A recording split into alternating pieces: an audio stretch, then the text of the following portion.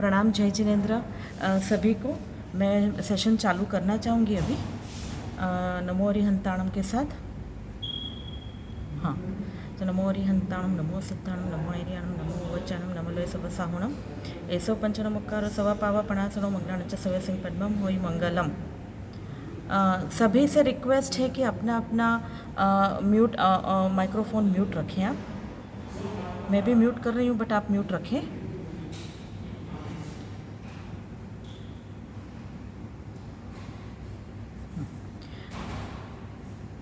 बोलो बोलो श्री आदिश्वर भगवान की जय, महावीर स्वामी भगवान की जय, शांतिनाथ भगवान की जय,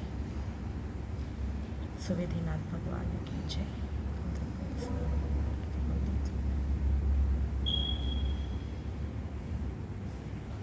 जो भी मैं बोलती हूँ यहाँ पर तो वो सब जिनाग्ना के साथ बोलती हूँ। कोई भी ऐसी चीज़ नहीं है जो मैं जिनाग्ना के खिलाफ़ बोलती हूँ, बट जानते अजानते कोई चीज़ अगर बोली जाती है तो उसके लिए मिच्छामि दुक्कडम। कोई भी मेरा ऐसा भाव नहीं है कि मैं जिनाग्ना के खिलाफ़ बोलूँ, इसलिए पहले ही मिच्छामि दुक्कडम कर रही हूँ। किसी के भी कोई भी फीलिंग्स हर्ट नहीं करने हैं मुझे। बस ये नॉर्मल एक जैन फिलॉसफी जो है बेसिक, क्योंकि हम लोग इस बात में अटके हुए हैं कि जैन धर्म मतलब जैसे कंदमूल त्याग करो, या जैन धर्म मतलब चोवियार करो, जैन धर्म मतलब देरासर जाओ पूजा करो, बस इसी चीज़ में अटके हुए हैं। मैं ऐसे नहीं बोलती कि ये सब चीज़ें गलत है, बट मैं ऐसे बोलती हूँ कि ये सब चीज़ें तो होनी ही चाहिए। बट इसके अलावा अगर हम जैन फिलॉसफी को डीपली समझें, थोड़े अच्छी तरह से समझें, तो ज़्यादा मज़ा आएगा और भाव भी ज़्यादा आ जाएंगे। हम भाव के साथ हम कोई भी क्रिया कर सकते हैं। तो इसके लिए बस ये थोड़ा एक छोटा सा प्रयास मैंने किया है, जिससे जैन फिलॉसफी, क्योंकि मैंने MA in Jain philosophy and PhD भी जैन फिलॉसफी में किया है, इसीलिए बस ये प्रयास है मेरा थोड़ा एक छोटा सा। एनीवे, मुझे बहुत ही खुशी है कि आप बहुत लोग, बहुत एक्सपेक्टेड से बहुत ज़्यादा लोग जुड़े हैं और बहुत ही अच्छा रिस्पांस आ रहा है। पर्सनल चैट पर भी और फ़ोन्स पर भी मुझे बहुत सारे लोगों ने मुझे बहुत सपोर्ट किया है। तो अभी मैंने ग्रुप जो ऑनलाइन जिनवाणी ऑनलाइन का व्हाट्सएप ग्रुप है उसको ओपन कर दिया है आज और कल के लिए। इसमें अगर आप कोई सजेशन देना चाहते हो, कोई टॉपिक का सजेशन हो, कोई समझना हो, कुछ भी हो, कोई चीज़ अच्छी ना लगी हो तो भी आप मुझे बोल सकते हो। I am open to everything. मेरा प्रयास बस यही है कि असल में जो महावीर भगवान ने फिलॉसफी बताई है वो आप सब लोगों तक पहुँचे। यही मेरा एक प्रयास है। इसलिए आप ये चैट ओपन रहेगा, आप कुछ भी बोल सकते हो आज और कल में। सबसे रिक्वेस्ट है कि वो ग्रुप्स में कोई भी good morning, good evening, good night etcetera messages ना भेजें। बस वो एक छोटी सी रिक्वेस्ट है सबसे। आज का जो टॉपिक है बहुत ही अच्छा टॉपिक है। मैंने ख़ास इंसिस्ट किया था ये टॉपिक समझने के लिए, और मुझे भी ऐसे लगता है कि अगर ये टॉपिक हम थोड़ा समझ जाते हैं ना, तो it becomes very easy for us to understand the basic Jain philosophy. इतना ईजी है ये टॉपिक कि अगर इसको हम समझकर इम्प्लीमेंट करने लग जाएं तो ऐसे लगता है जैसे सब कुछ हमारे हाथों में है। ये मनुष्य भव को हम वेस्ट ना करके अगर समझ लें तो पूरा हमारे हाथ में है। तो हम ये पसंद कर सकते हैं कि अगले भव में हम मनुष्य जन्म चाहते हैं या नरक में जाएंगे या देव लोक में जाएंगे, ये टोटली हमारे हाथ में है। तो it's so easy actually to understand. So basic हम ये चीज़ें समझेंगे आज, लेकिन 4 गति समझने से पहले 2 चीज़ों का कॉन्सेप्ट क्लियर होना ज़रूरी है। 2 चीज़ें हमको समझना ज़रूरी है। नंबर 1, आत्मा क्या है।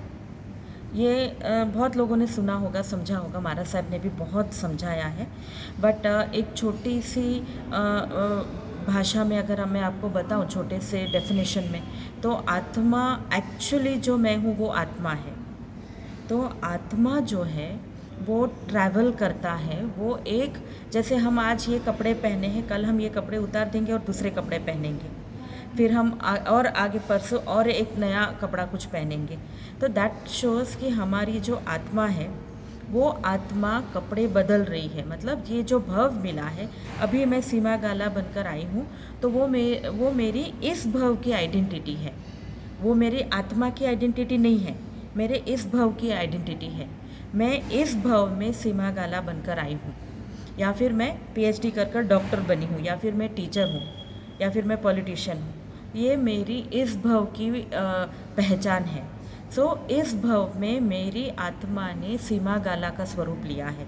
बट हम क्या करते हैं, हमारी गलती क्या होती है, हम इस भव को या इस आइडेंटिटी को अपनी परमानेंट आइडेंटिटी समझ लेते हैं।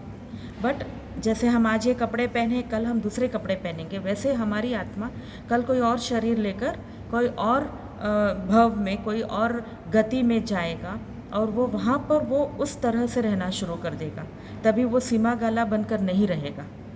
सो ये बात हमको समझना बहुत ज़रूरी है। जैसे एक इंद्रिय जीव में भी आत्मा है, पंचेंद्रिय जीव में भी आत्मा है, वनस्पति काय में भी आत्मा है, और जैसे अभी कोरोना वायरस इतना फेमस हो चुका, तो ये कोरोना वायरस भी तो एक आत्मा है।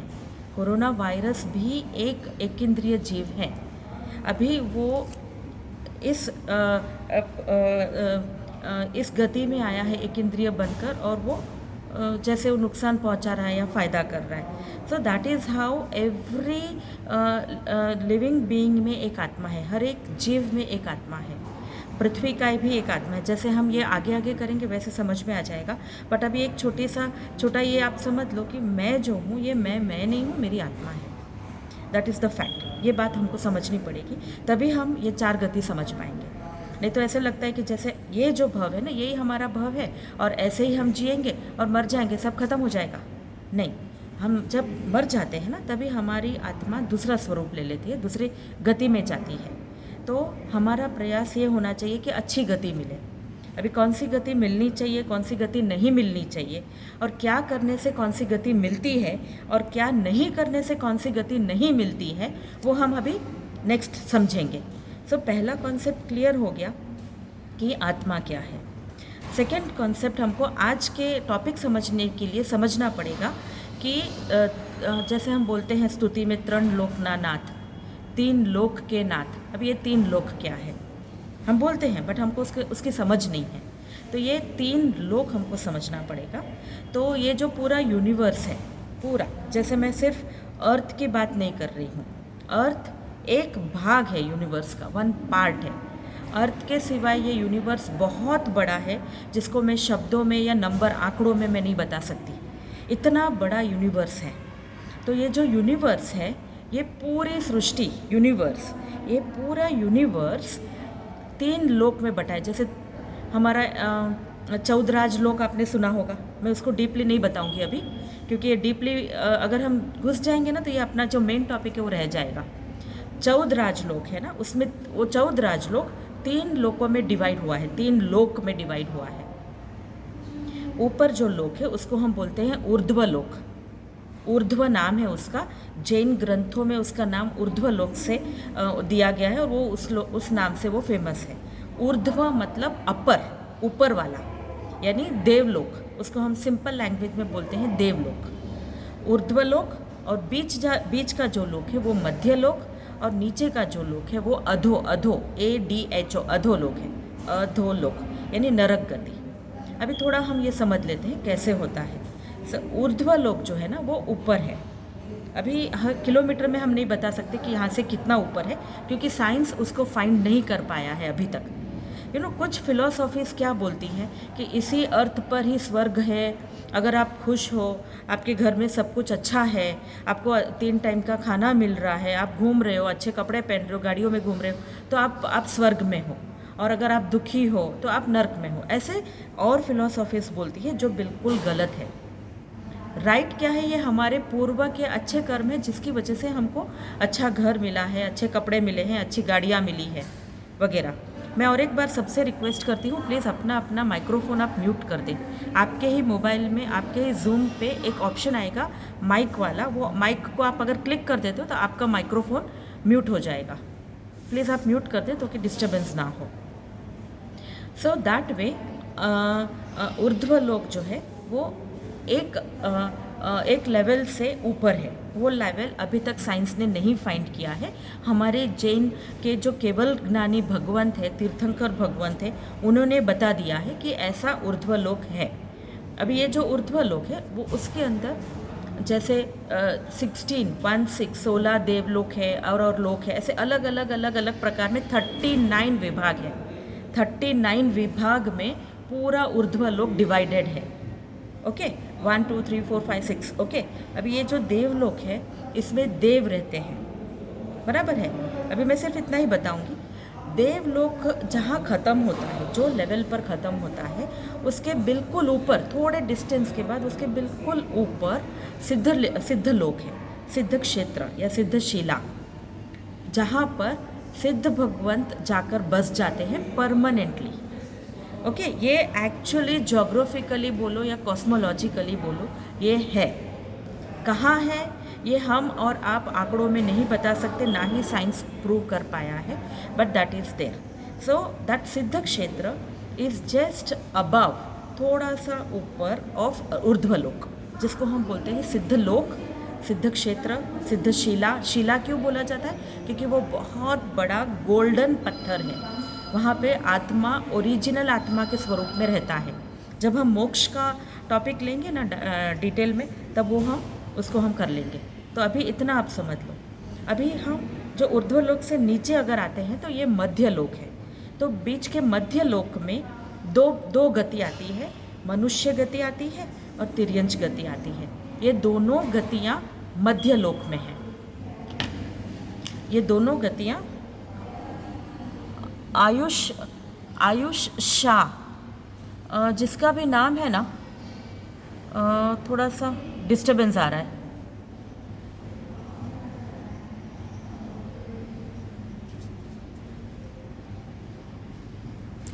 ओके, हाँ।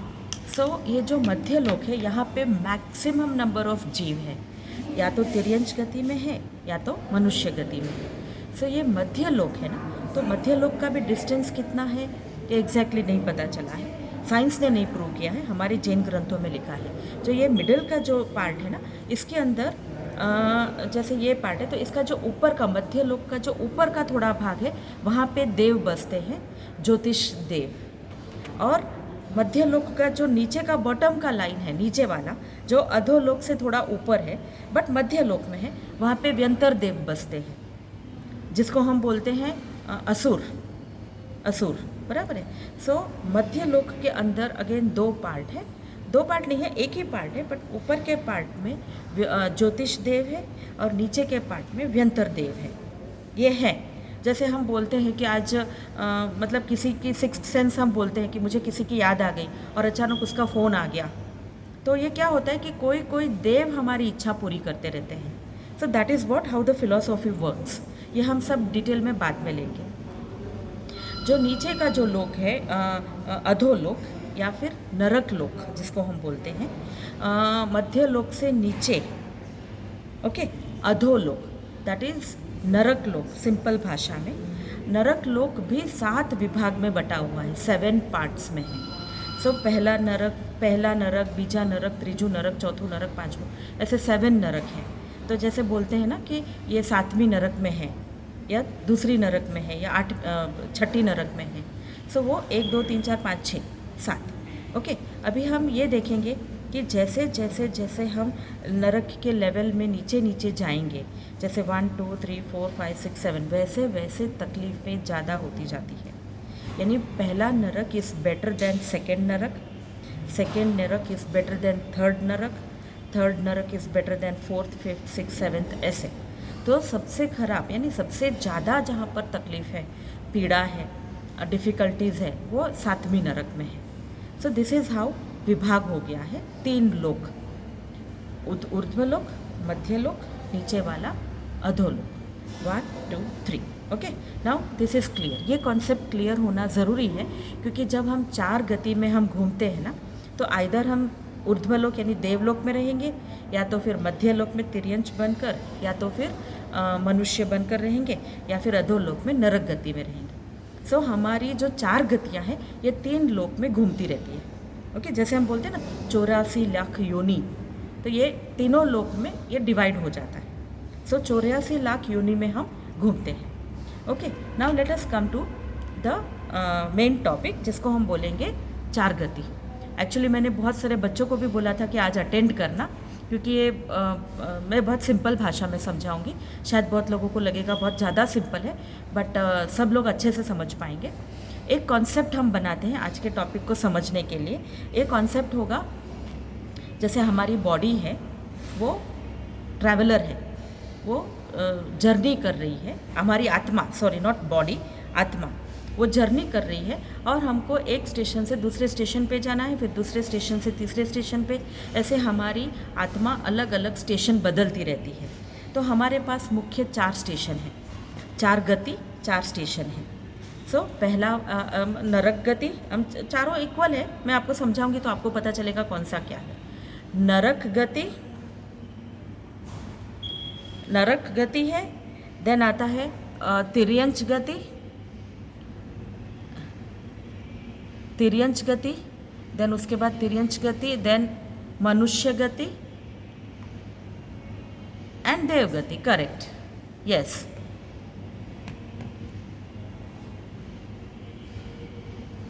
हाँ, ओके, म्यूट हो गया। सो देव गति एंड मनुष्य गति। सो दैट वे हम 4 गति मतलब 4 स्टेशन, ओके, हम ये 4 स्टेशन में घूमते हैं। फाइन। अभी हम ये देखेंगे कि ये 4 स्टेशन में हम कैसे क्यों घूमते हैं, कैसे घूमते हैं। सो हम पहले हम समझते हैं एक सिंपल एग्जाम्पल से, कॉन्सेप्ट समझते हैं।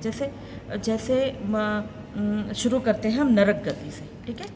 नरक गति से हम शुरू करते हैं। अभी जब नरक गति क्या है पहले ये समझ लो, एकदम सिंपल में।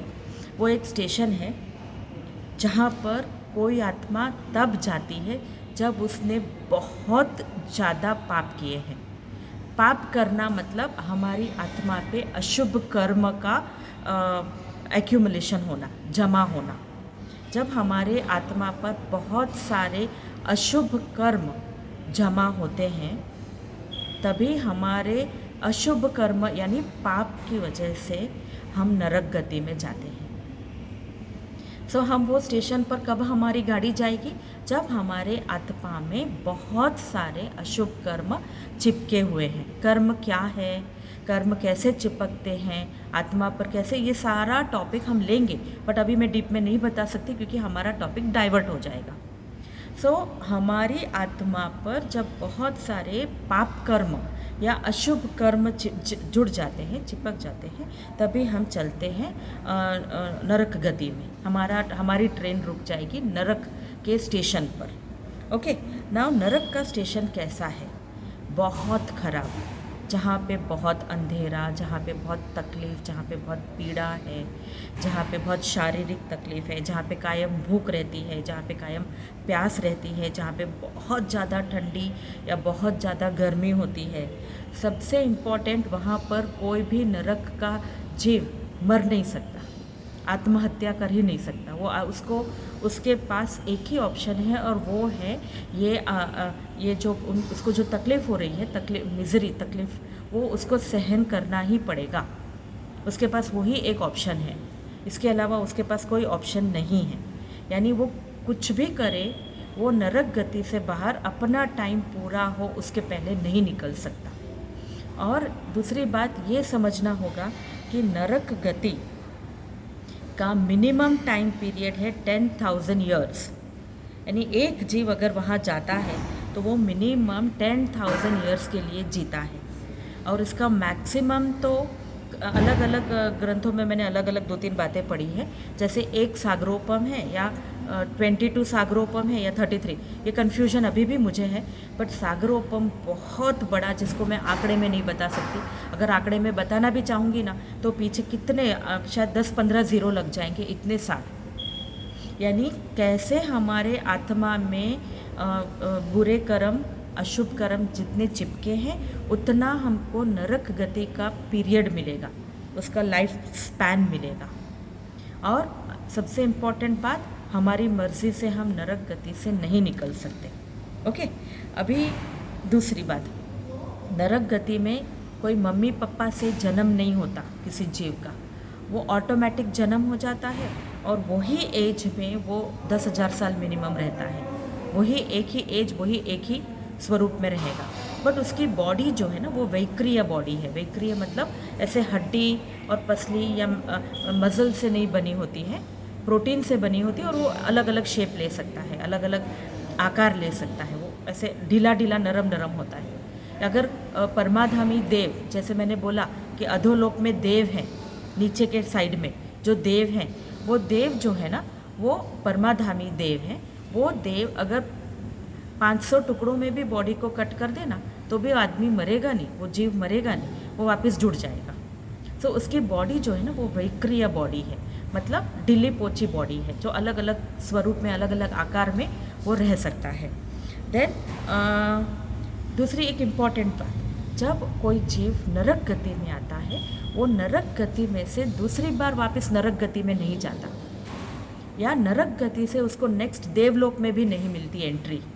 मतलब उसका नरक गति के बाद वाला स्टेशन जो होगा वो आइदर तिर्यंच वाला होगा, तिर्यंच गति होगी, या फिर मनुष्य गति ही है। यानी नरक गति के बाद वाला स्टेशन अंडर एनी सर्कमस्टेंस तिर्यंच गति है या तो फिर मनुष्य गति है, बट नेवर नरक गति और देव गति। यानी नरक गति में से वो नेक्स्ट देव गति में कभी नहीं जा सकता, या नरक गति एक टर्न खत्म करके दूसरा टर्न नरक गति की का नहीं मिल सकता।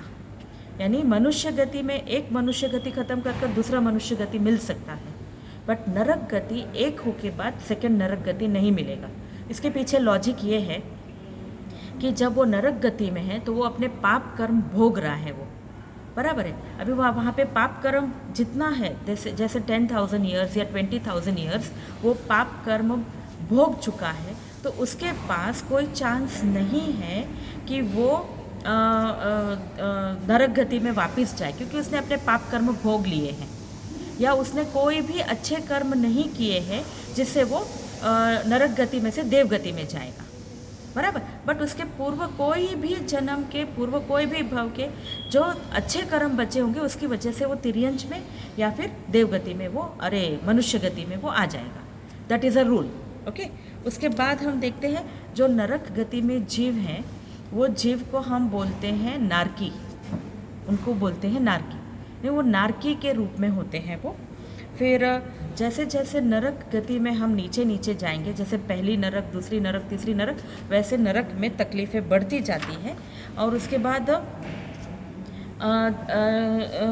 अच्छा, उसको है ना 3 टाइप की वेदना होती है, 3 टाइप की वेदना। एक वेदना है क्षेत्र वेदना, जहाँ पर है वो पहले जैसे दूसरी नरक में है, चौथी नरक में है, 7वीं नरक में है, जो नरक में है वो नरक की वेदना होती है उसको, ओके। सेकंड होता है परस्पर जन्य वेदना, यानी एक नारकी दूसरे नारकी को तकलीफ़ देता है, उसको मज़ा आता है तकलीफ़ देने में, कोई भी स्वरूप वो ले लेता है और उसको तकलीफ़ देता है। दैट इज़ द परस्पर जन्य वेदना बोलते हैं, मतलब एक नारकी दूसरे नारकी को तकलीफ़ देता है, ओके। तीसरा है परमाधामी देव, जो मैंने बताया कि नरक गति, नरक लोक या अधोलोक से थोड़ा ऊपर जो है वो परमाधामी देव रहते हैं, वो देव इन नारकियों को तकलीफ़ देते हैं। सो ये तकलीफ़ यानी 3 टाइप की तकलीफ़ भोगते हैं वो। जैसे पहला है क्षेत्र वेदना, जिस क्षेत्र में है उसमें। सेकेंड है परस्पर जन्य, मतलब एक इंसान दूसरे इंसान को तकलीफ़ देता है, एक व्यक्ति एक नारकी दूसरे नारकी को तकलीफ़ देता है। और तीसरा जो है वो है परमाधामी देवकृत वेदना, यानी परमाधामी देव है, वो उनका काम ही है सबको तकलीफ़ देना। सो ये तकलीफ़ें उनको सहन करनी पड़ती है। देन आता है जितना जैसे आप और हम मनुष्य गति में जो तकलीफ़ें हम सहन करते हैं उससे 100,000 टाइम्स ज़्यादा तकलीफ़, ज़्यादा वेदना नरक गति में है, जो हम ना ही समझा सकते हैं अभी, ना ही हम एक्सपीरियंस कर सकते हैं। सो अभी अगर हमको कुछ भी वेदना है, इस भव में जो भी तकलीफ़ है, वो तकलीफ़ सहन करने में ही मज़ा है, क्योंकि अगर इसके बाद हमारी ट्रेन जाती है नरक गति में तो वहाँ पर जो तकलीफ़ होगी वो किसी भी हाल में हम सहन नहीं कर सकते, करेक्ट। देन आता है अभी हमको ये समझ में आ गया कि नरक का स्टेशन कैसा है, नरक गति कैसा होता है। तो हमको ये देखना है कि नरक गति के अंदर नहीं जाने के लिए हमको किस बात का ध्यान करना पड़ेगा। नरक गति में नहीं जाने के लिए, ओके, अभी खास करके नोट कर लेना है, इसमें हमारे पास 2 रीज़न है। अगर ये 2 चीज़ें हम फॉलो करते हैं तो नरक गति में पक्का नहीं जाएंगे। इसमें पहला है महाहिंसा। हिंसा तो है बट महाहिंसा। महाहिंसा मतलब सिंपल वर्ड्स में जो लोग नॉनवेज खाते हैं वो महाहिंसा हो जाती है। यानी हमको सबको ये पता है कि सबको अपना जीव बहुत ज़्यादा प्रिय है। कोई भी, चाहे वो एक छोटी सी कीड़ी भी क्यों ना हो, अपना जीव उसको बहुत प्यारा है, करेक्ट। अभी हम अगर उस जीव को, हम किसी भी जीव को हम तकलीफ़ पहुंचाते हैं जस्ट बिकॉज हमको अच्छा लगता है या हमको वो चीज़ खाने में मज़ा आता है या हमको उसको तकलीफ़ देने में मज़ा आता है, तो ये हो जाता है महाहिंसा।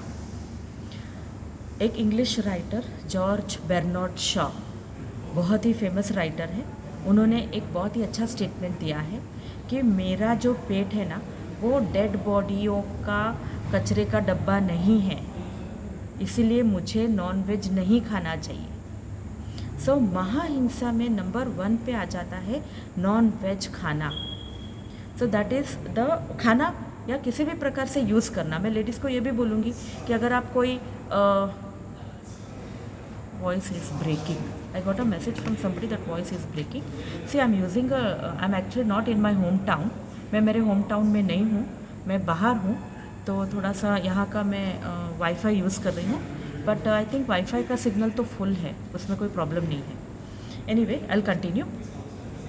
तो जो लेडीज़ को मैं ये बोलना चाहती हूँ कि जैसे हम कोई प्रोडक्ट यूज़ करते हैं, जैसे लेदर की पर्स है, ओके, या फिर बेल्ट है, या फिर लिपस्टिक है, या बच्चों को इफ़ यू नो, बच्चों को एक दवा दी जाती है कॉड लिवर ऑयल करके। सो कॉड लिवर ऑयल क्या है? Totally 100% non vegetarian. कॉड नाम के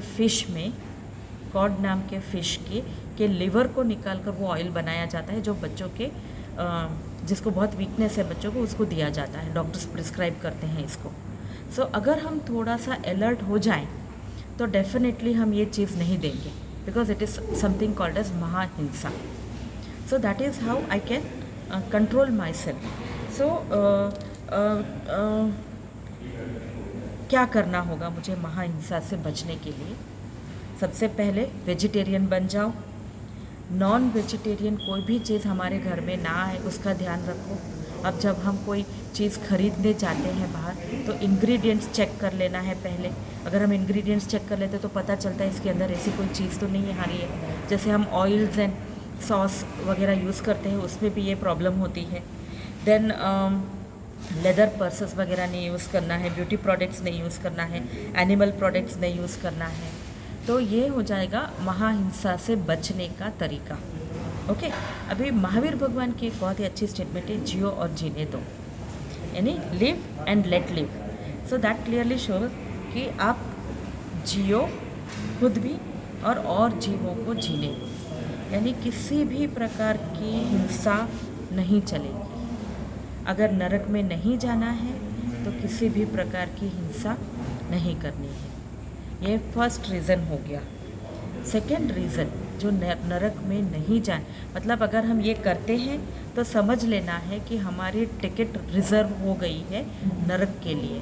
हमारी ट्रेन पक्का नरक में जाएगी और हमको वहाँ पे स्टेशन पे उतरना पड़ेगा, और minimum 10,000 years and maximum 0,00000 years. So हमारे टिकट की रिजर्वेशन नरक में ना हो, इसके लिए सेकेंड थिंग हमको क्या करना है? We have to do avoid महापरिग्रह। सो महापरिग्रह क्लियरली शोज़ कि हमको परिग्रह नहीं करना है, मतलब किसी भी चीज़ का एक्यूमुलेशन नहीं करना है। मतलब अगर हम महापरिग्रह करते हैं तो हमारे टिकट डेफिनेटली नरक की बुक हो जाएगी।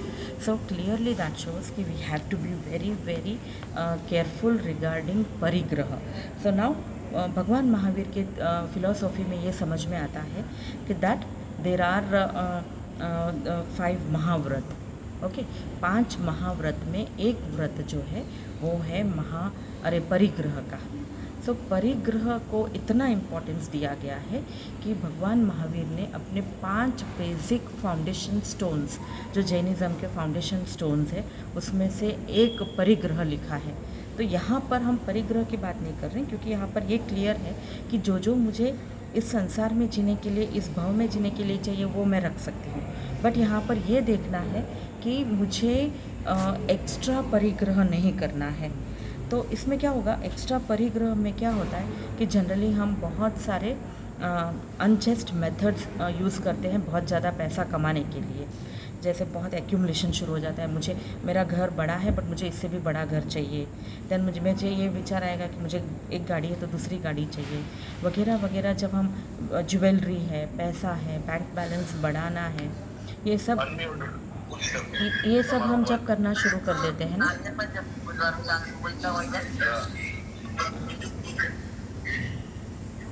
ये जब सब शुरू हो जाता है ना, तो इसमें प्रॉब्लम हो जाती है। सो दैट शोज़ के हम परिग्रह नहीं कर सकते और नहीं करना चाहिए। ओके, चीटिंग शुरू हो जाता है। देन कम्स 740 है। ओके, चीटिंग शुरू हो जाती है, इनजस्टिस हम शुरू करते हैं, बिज़नेस में हम बहुत सारा घोटाला करना शुरू कर देते हैं। जैसे बोलते हैं ना कि ज़्यादा रेट से हम माल बेचना शुरू कर देते हैं। ये सब प्रॉब्लम्स जब आ जाती है तो ये प्रॉब्लम की वजह से हमारी नरक गति फिक्स हो जाती है। तो ये बचने के लिए हमको क्या करना है, तो सबसे इम्पॉर्टेंट है कोई भी चीज़ से अटैचमेंट मत लो। जैसे मेरी गाड़ी है, मेरा बंगला है, ऐसे जितना हम अटैचमेंट करना शुरू कर देंगे उतना ज़्यादा हमको परिग्रह करने का मन होगा। सो अटैचमेंट नहीं करना है। सेकंड है, जितना मेरी रिक्वायरमेंट है उतना ही मुझे अपने पास रखना है। जैसे नीड के हिसाब से चलो, ग्रीड के हिसाब से नहीं, नीड के हिसाब से चलना है। देन एक्सेस, मेरे पास अगर कोई चीज़ है, वेल्थ है या एक्सेस कुछ भी है, तो उसको डोनेट करने की आदत, चैरिटी की आदत डाल देनी चाहिए। अगर हम चैरिटी करना शुरू कर देते हैं तो ये सब प्रॉब्लम नहीं आएगी। सो दैट शोज़ कि अगर हम ये सब चीज़ें फॉलो करते हैं। हाँ, और एक इम्पॉर्टेंट है, जब हम शॉपिंग के लिए जाते हैं तो हमें ये देखना है कि कोई भी चीज़ खरीदने से पहले 3 बार विचार करो, 3 बार सोचो कि क्या ये चीज़ मुझे सचमुच चाहिए, मुझे इस चीज़ की ज़रूरत है। अगर नहीं है तो उसको अवॉइड करो, तो हम परिग्रह से बच सकते हैं, महापरिग्रह से बच सकते हैं। सो नरक गति के लिए हमको ये 2 चीज़ें इम्पॉर्टेंट हो जाती हैं। एक तो है महाहिंसा और दूसरा है महापरिग्रह। तो ये 2 चीज़ें अगर हम ध्यान में लेते हैं तो ये पक्का है कि हम नरक गति में नहीं जाएंगे, ये पक्का हो जाता है। तो अभी क्या हो गया कि 7:45 टाइम हो गया है। मेरे ख्याल से अगर हम नरक गति पर ये एंड करते हैं, क्योंकि तिर्यंच गति बहुत बड़ा है, उससे भी इम्पॉर्टेंट मनुष्य गति है जिसमें बहुत टाइम लगेगा, और उसके बाद है देव गति। तो ये 3 गति हम नेक्स्ट सेशन में, ये तीनों गति हम कंटिन्यू करेंगे।